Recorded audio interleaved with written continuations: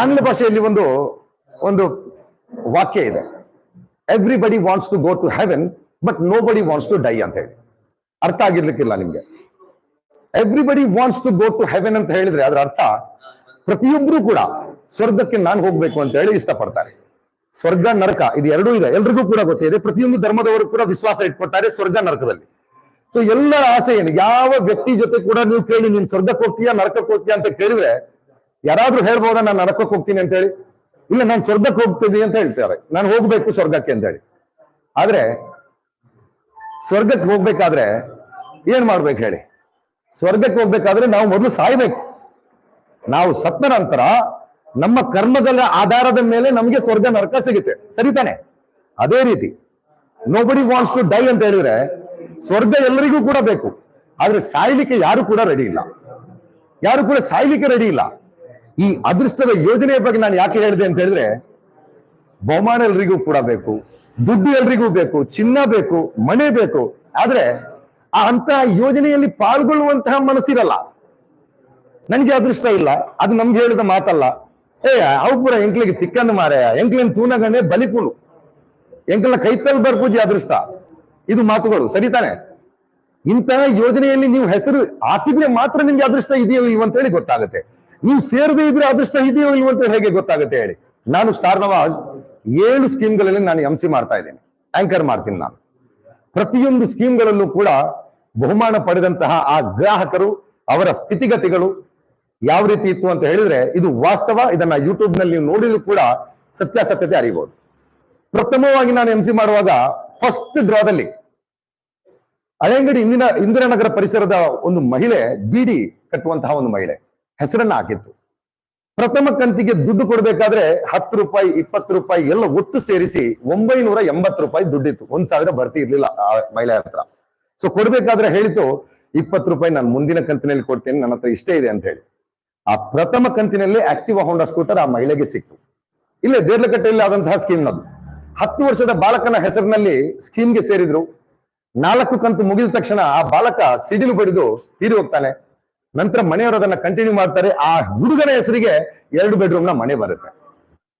ಗಿರಿಜಾ ಅಂತ ಹೇಳುವಂತಹ ಒಂದು ಮಹಿಳೆ ತನ್ನ ಕುಟುಂಬದಲ್ಲಿ ಒಬ್ಬನೇ ಒಬ್ಬ ನನಗೆ ಸಹಾಯ ಮಾಡ್ತಾ ಇದ್ದ. ಏನಾದ್ರೂ ಕಷ್ಟ ಬಂದ್ರೆ 21 ವರ್ಷದಿಂದ ಬಾಡಿಗೆ ಮನೆಯಲ್ಲಿ ವಾಸಿಸುತ್ತಿರುವಂತಹ ಮಹಿಳೆಗೆ ಅಪರೂಪದಲ್ಲಿ ಕಷ್ಟ ಬಂದ್ರೆ ಸ್ವಲ್ಪ ಸಹಾಯ ಮಾಡೋ ಒಬ್ರು ಇದ್ರು. ಒಂದು 500 ರೂಪಾಯಿನೋ ಏನೋ ಕೊಟ್ಟು ಅಥವಾ ಮನೆಗೆ ಏನಾದ್ರೂ ಅಕ್ಕಿ ತಂದು ಕೊಡೋ ವ್ಯಕ್ತಿ.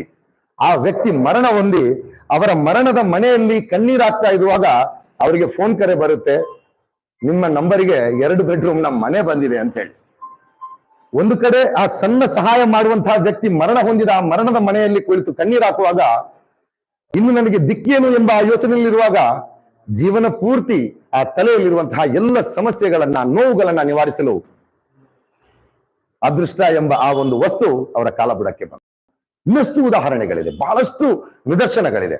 ಸೊ ಇದಕ್ಕೋಸ್ಕರ ನಾವು ಹೇಳ್ತೀವಿ, ಅದೃಷ್ಟ ನಮ್ಗೆ ಸಿಗದೇ ಇದ್ರೆ ಬೇಜಾರು ಮಾಡ್ಕೋಬೇಡಿ. ಯಾಕಂತ ಹೇಳಿದ್ರೆ ಎಲ್ಲೋ ಒಂದ್ ಕಡೆ ಆ ಅದೃಷ್ಟಕ್ಕೂ ಕೂಡ ಬೇಜಾರಾಗಿ ಒಂದಲ್ಲ ಒಂದು ದಿವಸ ಬಂದು ಅದು ನಿಮ್ ಕಾಲು ಕೂಡ ಹಿಡಿಬಹುದು.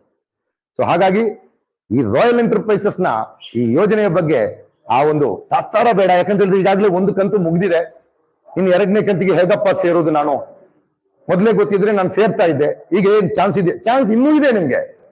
ಪ್ರಥಮ ಕಂತು ಮುಗಿದ್ರೂ ಕೂಡ ಹೊಸ ಸದಸ್ಯರು ನೀವು ಬರುವುದಾದ್ರೆ, ಅಥವಾ ನಿಮ್ಮ ಕುಟುಂಬದವರ, ನಿಮ್ಮ ಫ್ರೆಂಡ್ಶಿಪ್ ನಲ್ಲಿರುವವರ, ನಿಮ್ಮ ನೆರೆಹೊರೆಯವರನ್ನ ನೀವು ಹೊಸ ಮೆಂಬರ್ಶಿಪ್ಗೆ ತರುವುದಾದ್ರೆ ಖಂಡಿತವಾಗಿಯೂ ಇಲ್ಲಿ ಅವಕಾಶ ಇದೆ. ಈ ಪ್ರಥಮ ಕಂತಿನ ದುಡ್ಡು ಕೊನೆಗೆ ಕೊಡಿ ಸಾಕು, ರೈಟ್? ಯಾವಾಗ ನೀವು ಆ ಕೊನೆಗೆ ರಿಮೈನಿಂಗ್ ವಸ್ತುಗಳನ್ನ ತೆಗೆದುಕೊಂಡು ಹೋಗ್ತೀರೋ ಆ ಸಮಯದಲ್ಲಿ ಕೊಟ್ಟರು ಪರವಾಗಿಲ್ಲ, ಅಥವಾ ಮಧ್ಯದಲ್ಲಿ ಆ ದುಡ್ಡನ್ನ ನೀಡಿದ್ರು ಪರವಾಗಿಲ್ಲ. ಆದ್ರೆ ಹೆಸರು ಸೇರಿಸಿದನ್ನ ಮಾತ್ರ ಮರಿಬೇಡಿ. ಸೊ ಯಾರೆಲ್ಲ ಅದೃಷ್ಟವಂತರಿಗಾಗ್ಲೇ ಸೇರಿಸಿದ್ದಾರೆ ಅವರ ಅದೃಷ್ಟ ಅಂತೂ ಇವತ್ತು ಗೊತ್ತೇ ಆಗುತ್ತೆ. ಇನ್ನು ಯಾರು ಸೇರ್ತಾರೆ ಮುಂದಿನ ದಿನಗಳಲ್ಲಿ ಆ ಅದೃಷ್ಟವೂ ಕೂಡ ಗೊತ್ತಾಗ್ಲಿಕ್ಕಿದೆ.